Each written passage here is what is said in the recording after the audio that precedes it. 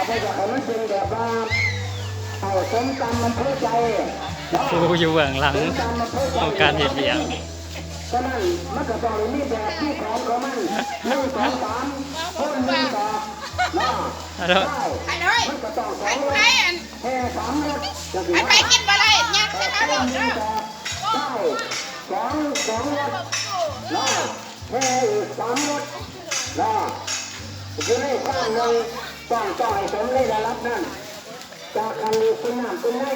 ก่อยคุณมากพระควรคุณไม่ว่างมีกาที่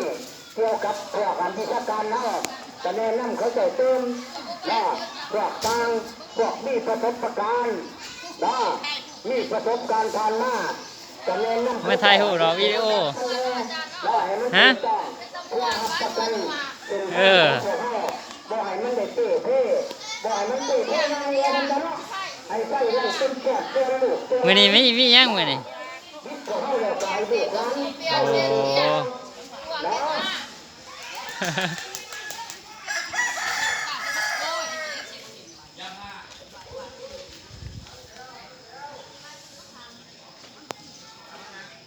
เอาล่ะเรื่องนี้ก็มีขั้นสาขั้นเป็นเอาเครื่องแก้เวลาเป็นนะสำหรับคนพี่น้องเอาพี่มักนัดเป็นกันนี่มันแล้วบางการทั้งในคืนมักนัดคืนเลยกันนี่ทั้งพอบุญกระบี่กันได้มักนัดอีกชุดหน่อย นี่เนาะ